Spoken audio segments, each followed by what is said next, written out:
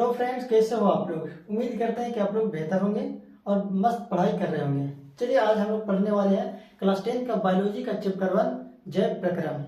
आइए समझते हैं जैव प्रक्रम क्या होता है।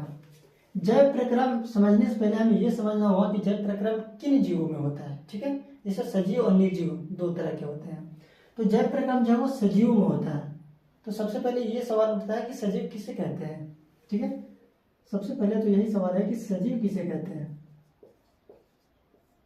सजीव किसे कहते हैं।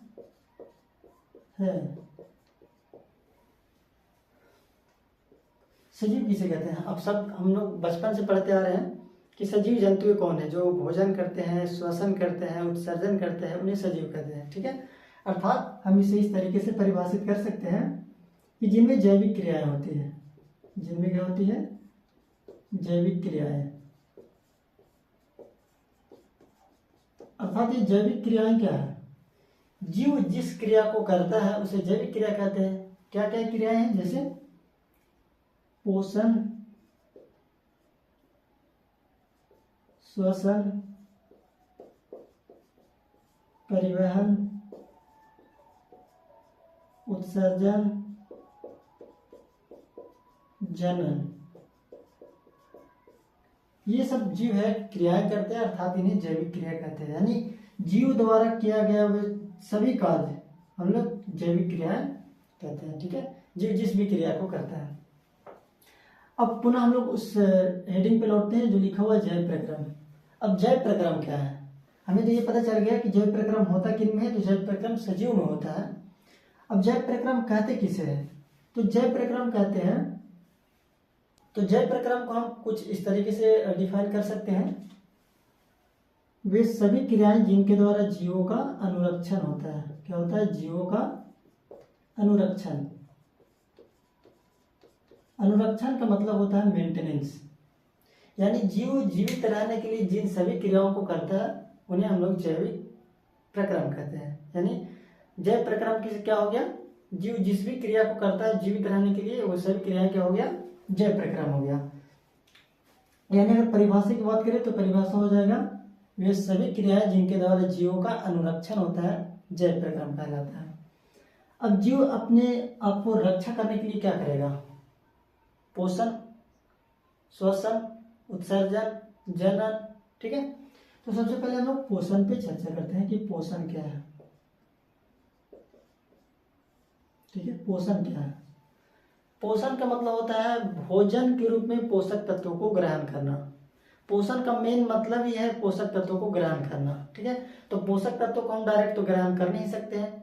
पोषक तत्वों को ग्रहण कैसे करेंगे, भोजन के रूप में। अलग अलग प्रकार के भोजन करेंगे तो हमें अलग अलग प्रकार के पोषक तत्व मिलेंगे। ठीक है, तो पोषण क्या हो गया, पोषक तत्वों को ग्रहण करना, अर्थात भोजन के रूप में पोषक तत्वों का ग्रहण करना, ये हमारा पोषण हो गया। भोजन के रूप में पोषक तत्वों को ग्रहण करना पोषण कहलाता है। ठीक है, पोषक तत्व क्या है, जैसे कार्बोहाइड्रेट,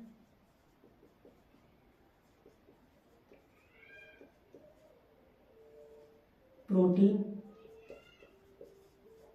विटामिन, मिनरल्स इत्यादि। ठीक है, ये सब हमारे क्या हो गए, पोषक तत्व हैं। अब पोषण कितने प्रकार से होते हैं।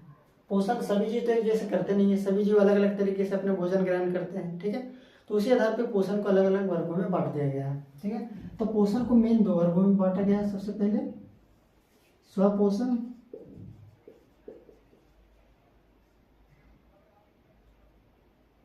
स्वपोषण और एक है परपोषण।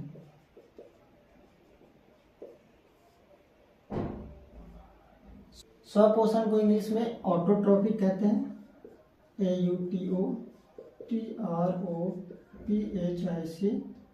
और परपोषण को हेटरोट्रोपिक कहते हैं, HETROTROPHIC। ऑटोट्रोपिक और हेटरोट्रोपिक, ये मुख्य दो प्रकार हो गए पोषण के, ठीक है। अब एक एक पे चर्चा करते हैं। स्वपोषण, स्व का अर्थ होता है स्वतः, स्व मतलब स्वतः यानी अपने आप। इसमें ऑटो का अर्थ भी यही होता है, ऑटो का अर्थ भी क्या होता है, स्वतः, ठीक है। और ट्रॉफ का मतलब होता है पोषण, ट्रॉफ का अर्थ हो गया पोषण। इसका मतलब स्वतः पोषण अर्थात ऑटो ट्रॉफ अर्थात स्व पोषण किसे कहेंगे, तो पोषण की वह विधि जिसमें जीव अपना भोजन खुद बनाता है, ठीक है। तो स्व पोषण खुद बनाने वाले क्या हो गए, जैसे सभी हरे पेड़ पौधे, हरे पेड़ पौधे हैं, जितने भी सभी हरे पेड़ पौधे हैं वो सभी क्या है, स्वपोषण, उनमें स्वपोषण होता है। देखिए खाना बनाना और खाना पकाने में अंतर होता है। हम लोग जो खाना बनाते नहीं है, हम लोग खाना पकाते हैं। ऐसा मत समझिएगा कि हम खुद से बना रहे हैं तो स्वपोषी हो गए, नहीं, हम लोग खाना को पकाते हैं। पकाना और बनाने में अंतर होता है। पेड़ पौधे कभी बाजार नहीं जाते, ना ही कभी ये चूल्हा जलाते हैं, ठीक है। ये भोजन को बनाते हैं। जैसे मोबाइल रिपेयर करना और मोबाइल बनाने में अंतर होता है। तो जो हम लोग दुकान में ले जाते हैं तो जो रिपेयर करता है, ना कि मोबाइल को बनाता है, ठीक है। ठीक इसी प्रकार से पेड़ पौधे, हरे पेड़ पौधे भोजन बनाते हैं, ना कि पकाते हैं, ठीक है। तो हरे पेड़ पौधे जितने भी उनमें क्या होता है, स्वपोषण होता है, ठीक है। अब स्वपोषण के लिए पेड़ पौधों को में कुछ चीज़ों की आवश्यकता होती है। तो पेड़ पौधे जो है वो अपना भोजन बनाते हैं, इस प्रक्रिया को बोलते हैं प्रकाश संश्लेषण, प्रकाश संश्लेषण। प्रकाश संश्लेषण क्या है, तो हर जितने भी हरे पेड़ पौधे हैं वो अपना भोजन जिस प्रक्रिया के द्वारा बनाता है उन्हें प्रकाश संश्लेषण कहते हैं। तो पेड़ पौधे को भोजन बनाने के लिए कुछ कच्ची सामग्री की आवश्यकता होती है, जो कि है कार्बन डाइऑक्साइड, जल, सनलाइट और पत्तियों में मौजूद होता है क्लोरोफिल।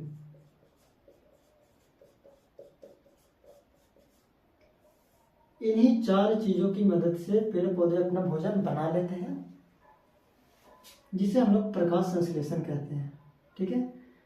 ये जो कार्बन डाइऑक्साइड है ये वायुमंडल से प्राप्त होता है, जल जड़ के द्वारा, सनलाइट सूर्य से, और क्लोरोफिल कहाँ होता है, पत्तियों में।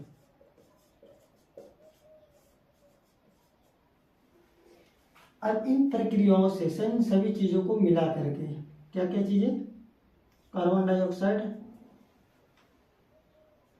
जल, सनलाइट और क्लोरोफिल,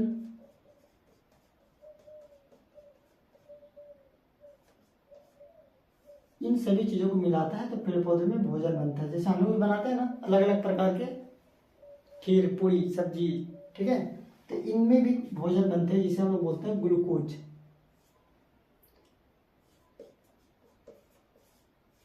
और उसके बाद कुछ जल और ऑक्सीजन। पेड़ पौधे श्वसन के लिए ऑक्सीजन ही ग्रहण करते हैं, परंतु भोजन बनाने के लिए कार्बन डाइऑक्साइड का उपयोग करते हैं। ऐसा मत समझिए कि पेड़ पौधे श्वसन के लिए ऑक्सीजन का उपयोग करते हैं, नहीं। पेड़ पौधे श्वसन के लिए ऑक्सीजन का उपयोग करते हैं, पेड़ पौधे जो है श्वसन के लिए ऑक्सीजन का ही उपयोग करते हैं, भोजन बनाने के लिए वो कार्बन डाइऑक्साइड का प्रयोग करते हैं। और कार्बन डाइऑक्साइड, जल और सूर्य के प्रकाश और क्लोरोफिल, इन सब चीजों की मदद से वो अपना भोजन बनाते हैं, जिसे हम लोग कहते हैं ग्लूकोज। किस रूप में बनाते हैं, ग्लूकोज के रूप में। उसके साथ ऑक्सीजन और कुछ जलवाष्प। जलवाष्प जो है वो पत्तियों द्वारा वाष्प बन कर निकल जाता है और ऑक्सीजन जो हमें प्राप्त होता है।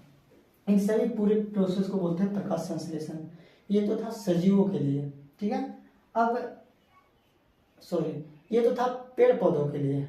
अब आते हैं मनुष्यों के लिए और जानवरों के लिए, जिसे हम लोग परपोषण कहते हैं। अब देखते हैं परपोषण क्या होता है और ये कितने प्रकार के होते हैं।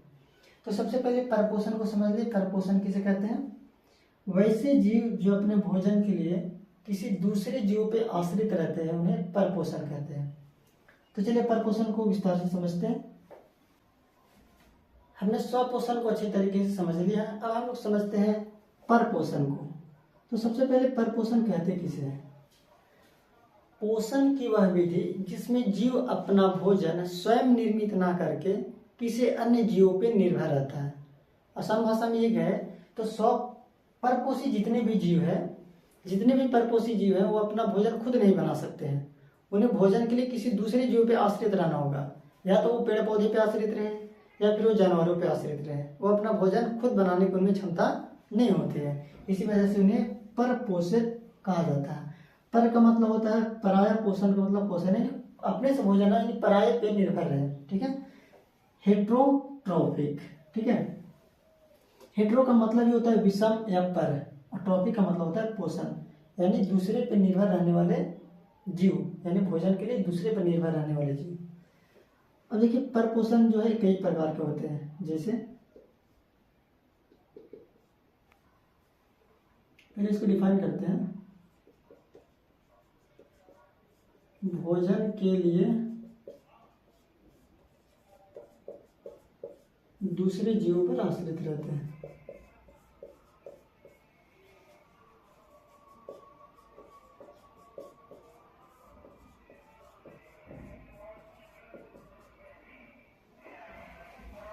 परपोषण के अलग अलग प्रकार है, जैसे मृतजीवी,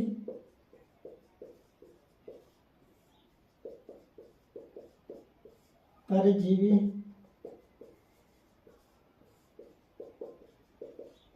प्राणी संपोषण।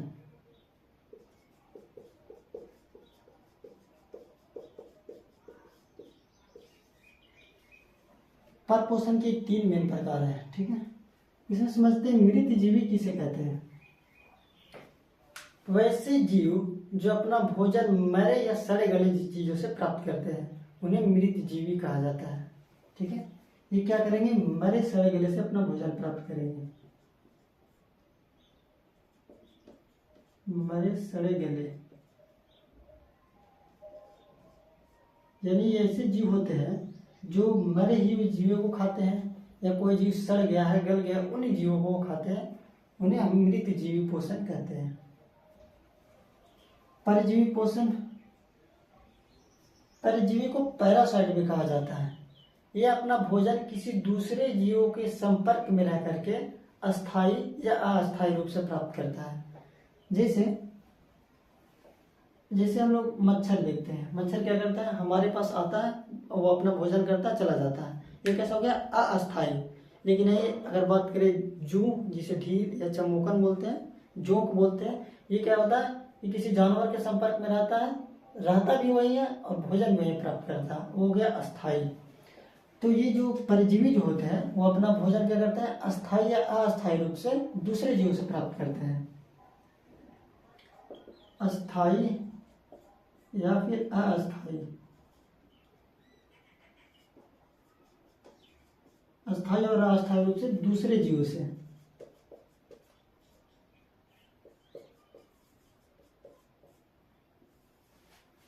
तो परजीवी पोषण क्या हो गया?